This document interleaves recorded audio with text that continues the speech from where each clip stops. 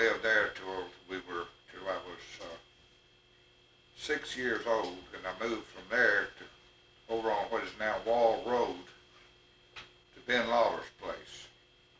And I don't know, we stayed there, I don't know, I guess 2 years. And then we moved over on the river, which is my favorite place of all time that we lived, because we lived on that. We fished, we swam, we did everything on that river. Anyway, when we first moved there, Hugh Combs sub-rented or whatever the house up on the hill over closer to the river, and had a daughter named Mattie Lou, who later married Hubbard Mefford. She went for the fellow by the name of Wallace Dorman that lived over on Wall Road for a long time, and he was an older fellow. Then she married Hubbard Mefford, who was quite a bit younger than she was. But Mattie Lou used to go to church out at Shiloh to Sunday school, and she'd come and get me to walk to church to Sunday school with her, because she didn't want to walk out there by herself. It was like a mile or two. And I still remember the Sunday school. Miss Deanie Grant was a teacher, and I still remember the prettiest colorful Sunday school cards that I got. Anyway, where was I going from there? You better ask me a question. Yeah, who are you? What's your name? Malcolm Miller, the youngest of 7 Miller boys. Who are they? Well, there was Robert, the oldest. The next one is Joe. Then Gibb or James C., and then Mose Lewis Jr. Paul Burns, named after Burns Spraggins, because he's born on the Spraggins place, like his 3 brothers before him. Then Frank Jordan, named after Dr. Jordan. And then me, Malcolm. And that's where they give up when they found me. They said they better not have no more. Did Dr. Jordan, was he your doctor that delivered you? He delivered me, and he delivered my daughter, my oldest child. He was the only doctor we ever had, really, because for $2 or $3, he'd come to your house, you know. And I loved living on the river. We lived there for 7 years, and we had an opportunity to buy that place for a real reasonable amount. Just pay it out like rent, but Papa didn't believe in going in debt. So we had to move, and somebody else got it. Fred Lewis, they split it up. Fred Lewis and Charlie Nichols bought it. And that's when we moved up on Bob Wade Lane. And but like I said, the years on the river. And I remember Mr. Combs, Papa and them didn't really appreciate him a lot, because he come in drunk a lot, hollering and carrying on and drunk. And then when Mr. Combs moved, we had a little log house down below our house. Robert was living down there, and it was a pretty bad house. Joe and Elsie lived in an extension. There's a room out on the end of the house we lived in on the river, underneath the old oak tree. They lived there. Well, when Mr. Combs moved out of the house up on the hill close to the river, Robert and Boots moved into that house. It was probably actually a better house than what we lived in. And for some reason, I don't know why, that's where Austin was born. He was born in Robert's house, Robert and Boots' house up on the hill. I remember one thing that happened when we were in the process of moving to Wade Lane from the river. You know, they always, when you moved, they'd go out and catch the chickens and tie their feet together and put them in the wagon. I always said we moved so much that when we drove a wagon up there, they'd cross their legs, you know. But anyway, they was out there doing that, and I was just a little old mean young'un. And Boots was in the house by herself, so I decided I was going to scare her. And I'd go around and knock on the front door, and she'd come to the front door and scream. I'd go to the back door. I went back and forth. She would, please tell me who you are, please tell me who you are. And the door had a little crack in it, the front door. And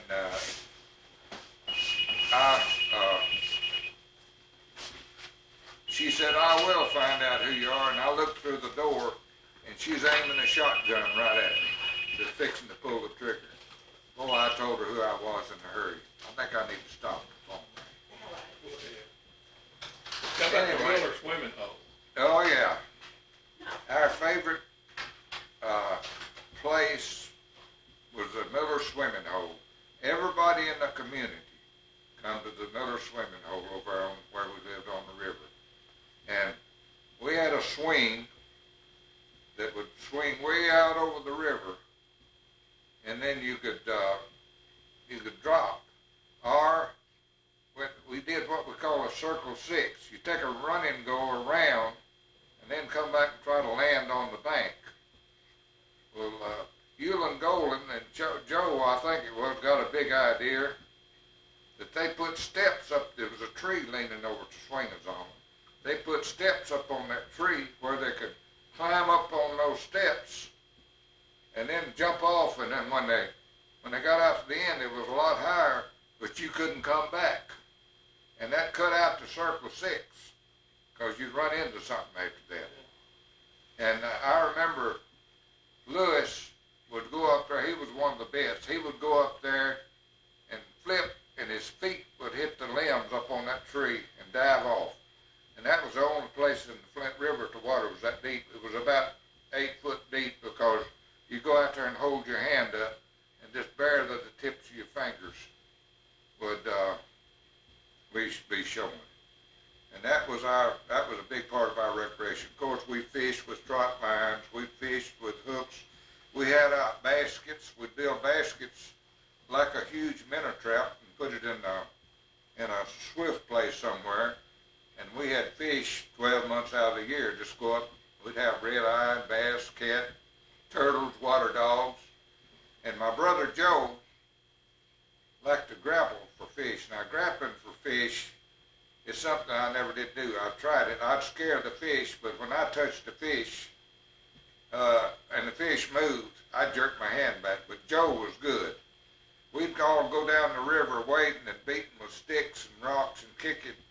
We'd scare the catfish back under the rocks in the banks, and Joe would go along with his hands and reach under there and get them out. I've seen him pull out snakes and water dogs and everything. He wouldn't know what it was till he pulled it out, you know. But that was how we entertained ourselves. You get real dusty with hay or working in the field real sweaty, just go jump in the river. And at that time, nobody cared about you going in the river. Now, these days, it's hard to get to the river because people have their land posted and everything. Fluky Van there. Oh, Fluky Van was always there. Fluky Van, Olin Van, seemed like Ms. Van didn't take too good a care of him, and he's always dirty. He always had to itch, and he was always at our house. He loved the river. He always did love the river, along like his half-brother, Hewlin Golden, who was one of Joe's best friends. They loved the river. They was born about 40 or 50 years too late, because they loved the outdoors and they loved the river. And Fluky Van, before he died, he owned land on Ryland Pike, and Earl Cagle, who bought land, the farm over where the old swimming hole was, Fluky offered to trade him an acre out on the highway for an acre on the banks of Flint River. And Earl Cagle wouldn't trade with him, but Fluky always wanted to own land on Flint River, but he never did. You know, Fluky fished on in later years. You know, he had baskets and lines out even when he was older. Fluky was really an outdoorsman. Him and Hewlin both. Nothing Hewlin liked better.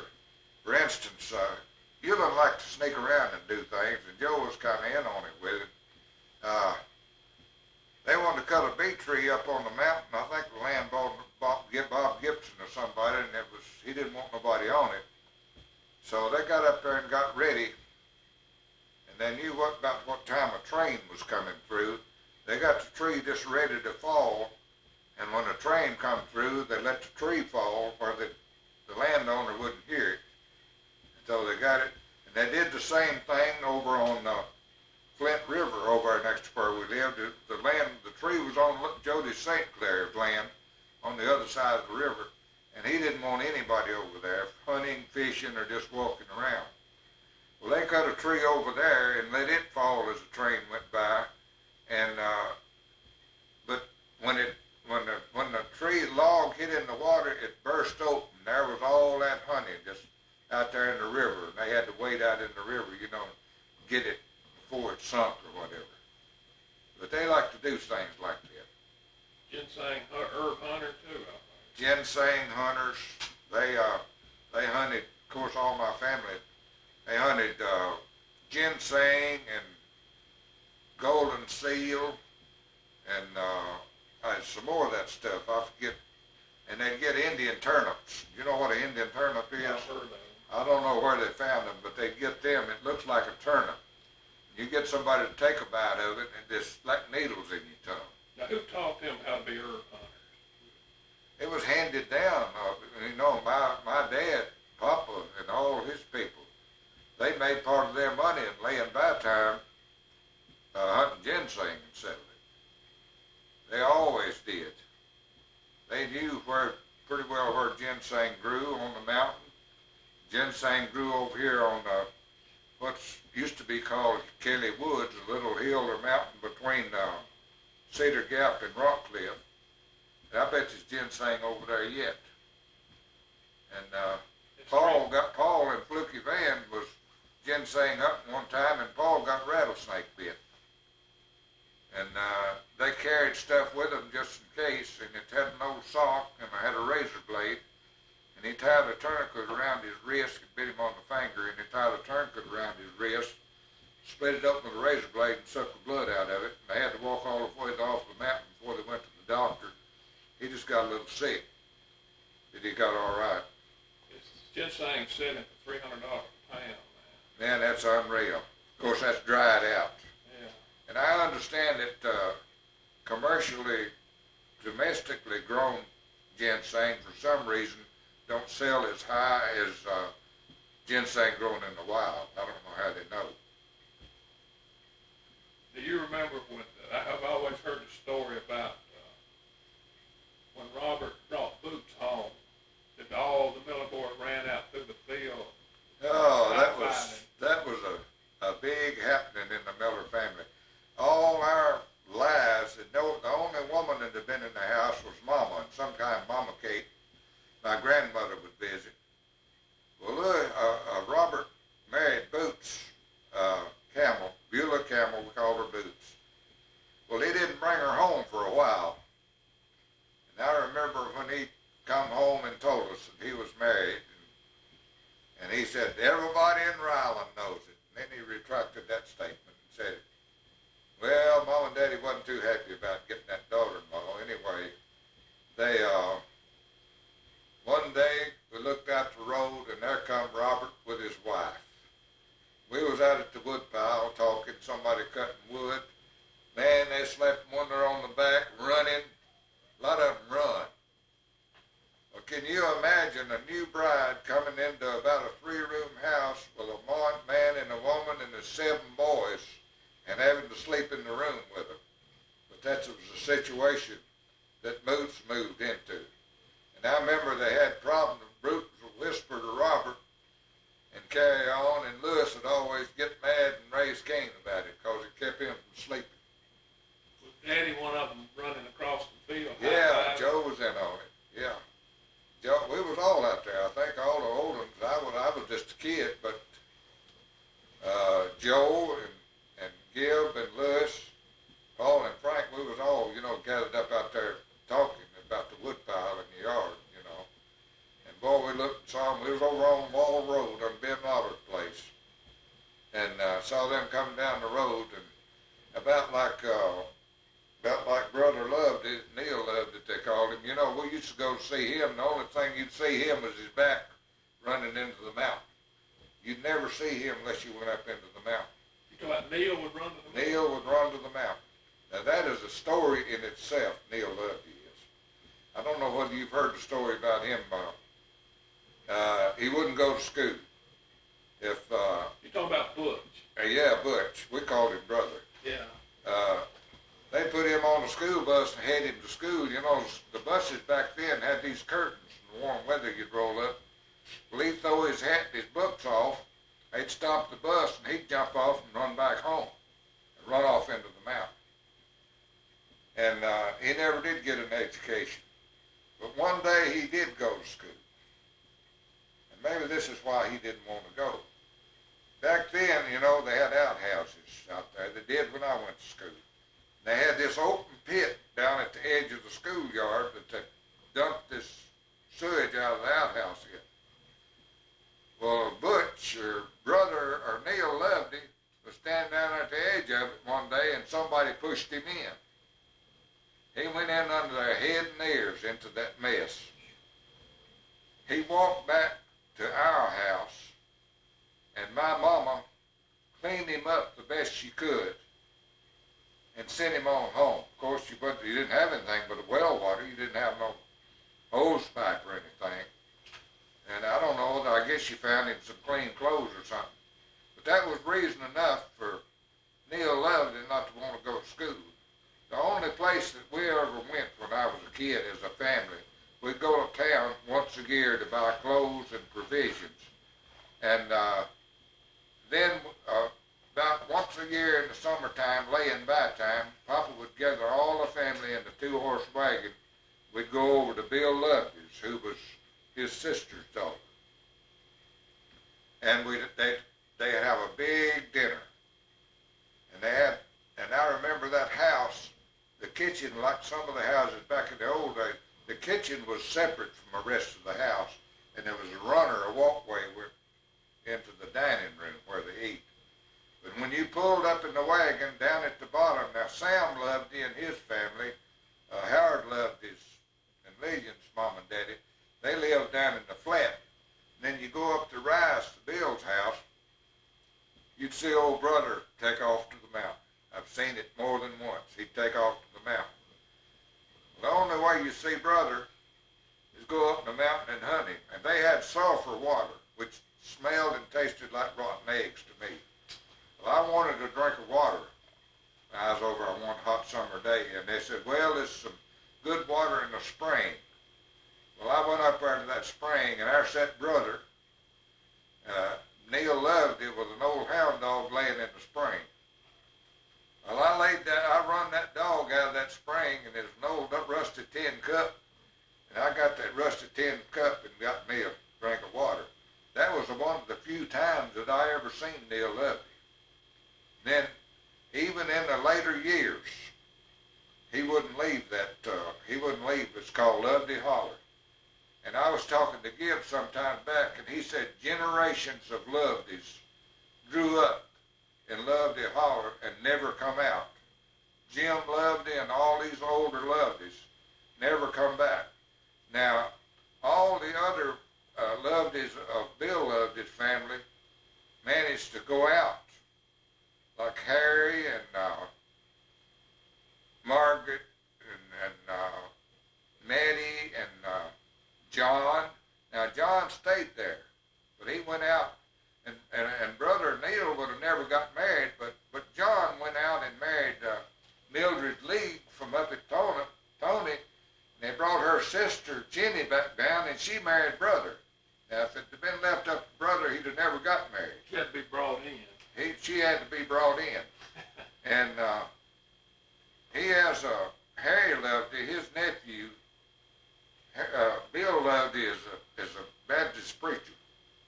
And he told me a while back at a funeral, I guess it was at Neil's funeral, what it was, that Neil told him, he said, if I ever leave this holler, it will be feet first in a hearse.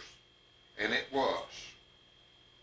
Because, you know, they had, in later years, they had a dairy there, Harry Rett did, and him and John and Mildred and Jenny run that dairy. And then John got real bad shape, and Mildred and John moved out, and it was left to Neil and Jenny to run that dairy, and that was 7 days a week.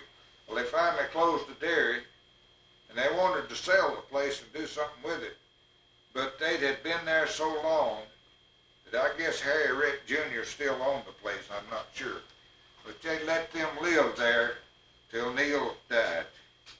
They were lifetime tenants. They were lifetime. In fact, Lovedy's had been there, I guess, for 200 years. Nobody but Lovedy's had lived in Lovedey Holler. I've been intending to write a story in Old Huntsville about the Lovedy's of Lovedey Holler. And the most amazing one to me was Neil, or Brother as I called him, as Butcher was called him in later years. Because he refused to go out and have anything to do with the outside world. You know, I was told that somebody in that generation, their offsprings, could still live there if they wanted to because of that being lifetime tenants. They probably can. I don't know, but I I understand. Right now, it's gone. I understand for the first time, in maybe hundreds of years, there's no Lovedy's living in Lovedey Holler. To me, that's an amazing story. And Gibb told me, my brother Gibb told me, and he can name the names of a lot of them way on back that lived there and never did come out of that holler for anything. He said the leader was Levi Lovey. I remember that name. And he called off a Jim. I don't know. I think Jim might have been the original on back. Bill married Papa, my daddy's sister. And he was real close to Papa. And I think that's all I'm going to say about that as far as Scump says. Okay, what about living up where I was born? Where you was born? Yeah, on the hill right there. You lived there one time. Oh yeah, I lived there behind the Shiloh Methodist Church. I guess I only lived there for a short time before I went to the Navy. That's where I left. When we left the Burwell, we left on Joe on, and blown away by a tornado. Anyway, that's where I left and joined the Navy when I was 17 years old. And after I shouldn't have done it because I left Papa without anybody to farm. Papa wasn't able to farm. And from there, while I was in the Navy, they moved over to Mama Kate's house over on Toll Gate Road. And when I come home from the Navy, that's where they were living. Tell me what you did on the day that you went into the Navy. When I got my call from the Navy, they were supposed to let me have time enough to lay the crops back. That was in the deal. But I was out in the field chopping cotton. And I got somebody brought it to me. It come in the mail. I had to report in like the next day or two or something. I threw my hoe as high as I could throw it in the air. And I said, I'll never chop another row of cotton as long as I live. And I know that'll hold true because they don't chop cotton now. But you know, there was a lot of times when I was in the Navy, especially in boot camp, that I wish I was back chopping cotton. Wish you'd reach up and grab that hoe. Yeah, I'd like to grab that hoe. But it was a hard life. We had a hard life, you know. We never owned land. We were sharecroppers. And, you know, you give a big part of it to the landowner. You know, the odd part about it, Papa wouldn't go in debt to buy land and farm, but he went in debt every year in order to have money for a crop. He'd go to the land bank, or he'd go to whoever, a bank, to borrow money to make a crop on, and then pay them off the next fall. Sometimes you made enough to pay them off. Sometimes you had a little profit, but hardly ever you had much. If you didn't raise a good garden, have you hogs and cows and chickens, you couldn't make it. And Papa prided himself in having a good garden. There's only one person that Papa would let work in his garden beside him, and that was his daughter-in-law, Elsie. Now, he thought the world of Elsie, and he'd let her work in his garden. He wouldn't let nobody else touch it. Well, tell me the different things that y'all had to live on. I guess you had chickens. What all different things you have to live on? Well, we raised chickens. And, of course, in the summertime, we'd eat fried chicken and catch them fryers and wring your head off. sometimes killed no hen, have chicken and dumplings. We'd have, Mama would make vegetable soup. She'd can vegetable soup in half a gallon fruit jars. We'd have that. We would pick blackberries. I remember one time we lived on the river, there was more blackberries over in that bottom next to the river than anywhere. I remember the whole family went over there. We picked enough blackberries, they made jam in a big watch pot. She made 40 quarts of blackberry jam. And then, of course, she dried blackberries, put them on top of a smokehouse or hen house or something, and dry them. And it was odd, you dry those things, and then put them in water, they'd swell up. Same thing with beans. You could string beans, take a needle and run thread through green beans, hang them up and let them dry, put them in the water, they'd swell up, you'd have green beans.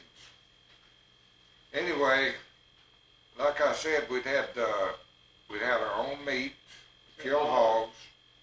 We never had fresh meat because the only time we had fresh meat when we killed hog. Then you'd have liver and lights, you'd have a lot of sausage, you'd make yourself sick.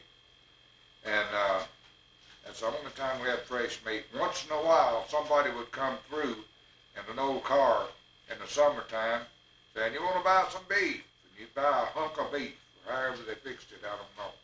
But we had no refrigeration or anything. And now back to what we ate.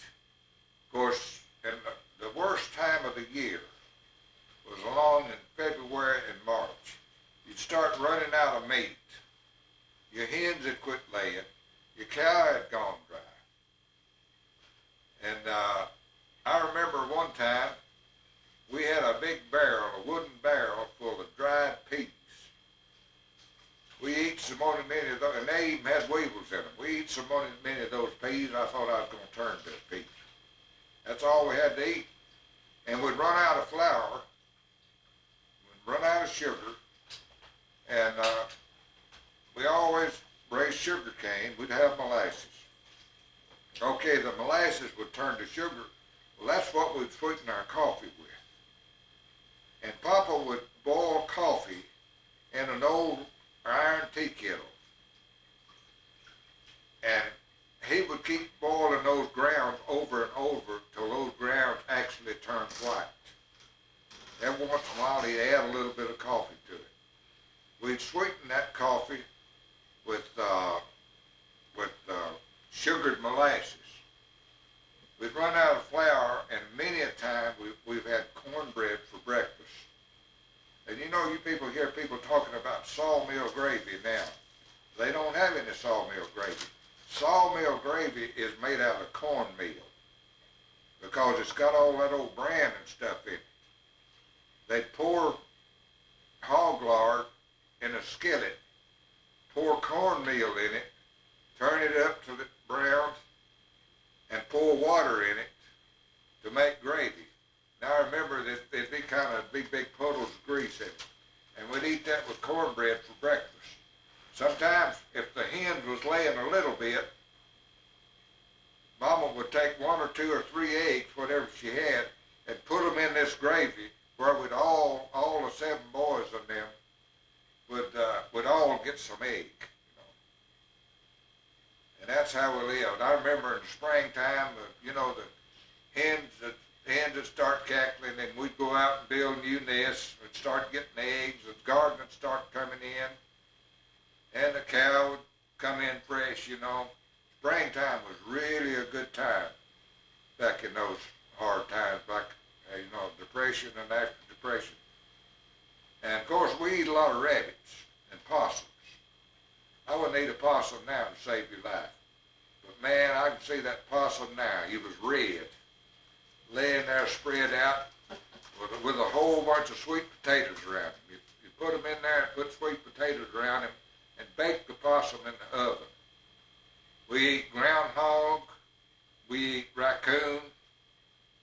Now, groundhog or squirrels was good. But those raccoons,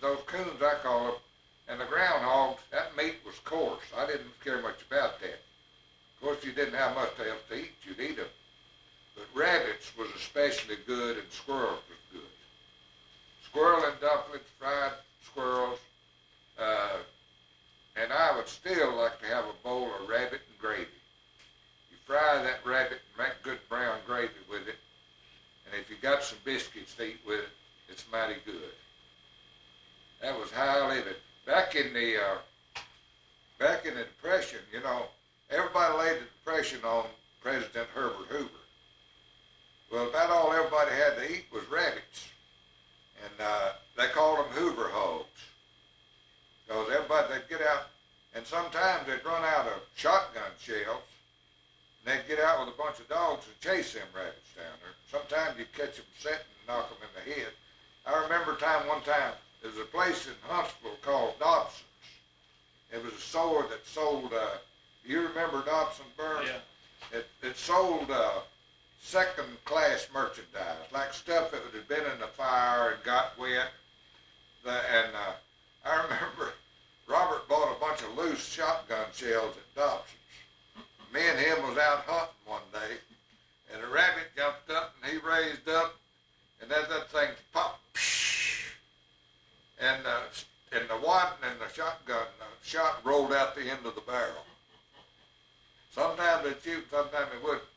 And they had canned goods, a nickel or a dime a can, but they'd been in the fire and wet, and they didn't have any wrapper on them. You didn't know what you was going to eat.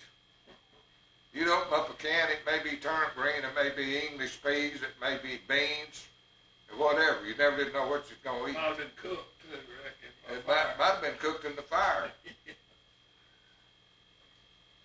And I remember Mr. Ed Hyman used to, the most less likely person you'd ever think would work in a store, because he dipped snuff and everything, you know. But he worked at Dobson's. And that Dobson's was one place, everybody, when they drove their wagon and mules to town, there's two places you can park. You can park behind Dobson's or behind Donovan's. And park your wagon and team there, you know. Now Dobson's, was it up there in front of where A&P used to be? No, that was a new store. They run themselves. They was down on Washington Street there, about the corner of Holmes, I believe it was. And see, when they moved up on Randolph Street, across from the First Baptist Church, but they ruined themselves. They moved in there and had new merchandise and everything, and nobody wanted to trade with them there. They didn't last long. But they had a lot of business in that old store down there when they had all that jumped up stuff. Yeah, I've heard of that all my life, buying stuff at Dobson's. Yeah, man. You didn't know what you was getting. But I never will forget that shotgun. Now, you might have a good shell, see, because it's wet. I never will forget Robert shooting at that rabbit, and the shot and the wad throwing out the end of the barrel, it just spewed. Did he shoot at it with an old long gun? Yeah. Well, now, Robert might have had, he probably had Papa's, you know, there was two guns. There was a long Tom, and then there was the other gun Papa had, which I have right now. David's got the long Tom, hasn't he? David got the long Tom, and I got the other one. The other one is the main one that everybody hunted with. David got it. Then it ended up in my possession because people didn't think it was right that one of the brothers didn't end up with the gun. And when I die, it's supposed to go to Austin. I didn't know that. Yeah. And it's not a long Tom, what is it? It is a long Tom, but they didn't call it the long Tom. You know, some's got long Tom stamped in them. I've seen them that stamped in But this one, the one I got's got a 36-inch barrel, closed choke.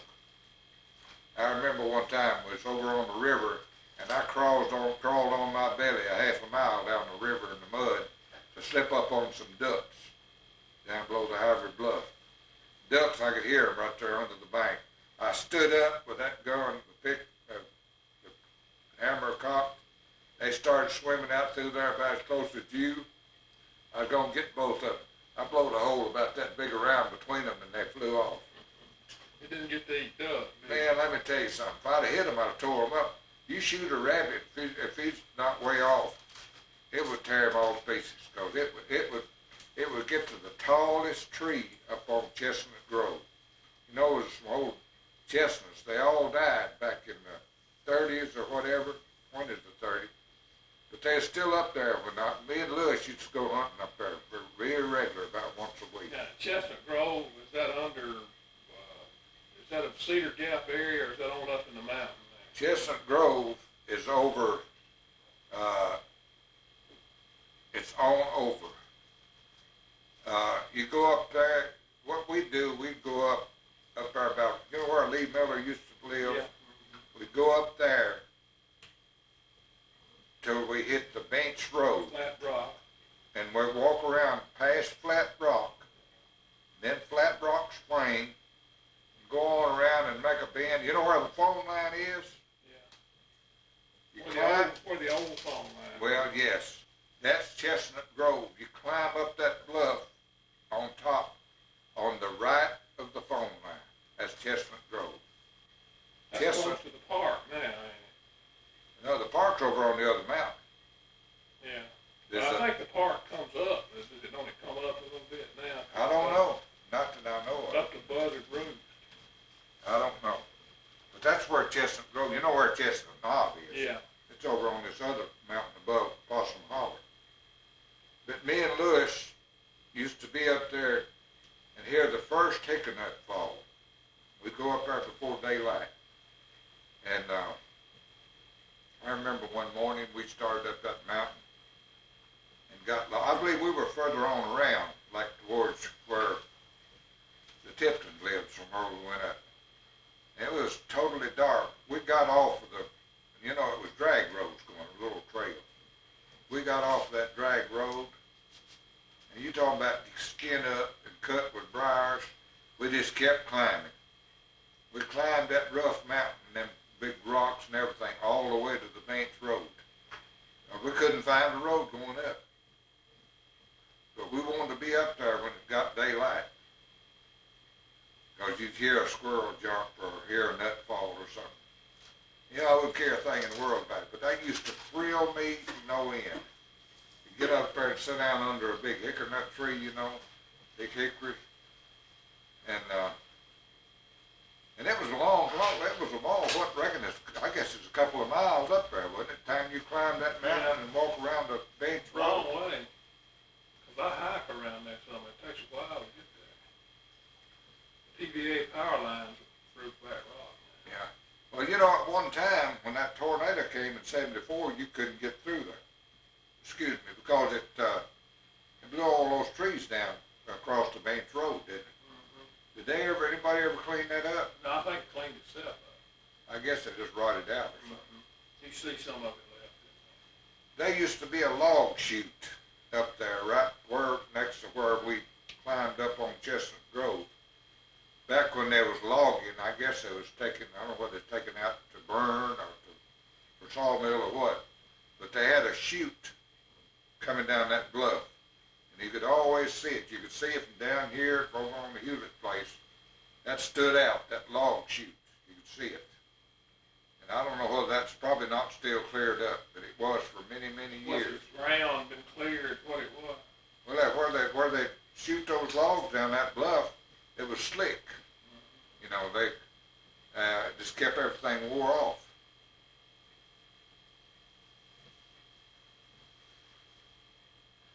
Well, I think that's all I'm. What are we ready to talk about? Anything else? Or? There's a whole lot more we could talk about. Well, we probably ain't got time enough in the day. Yeah. Well, we'll cut it off here and we'll talk about something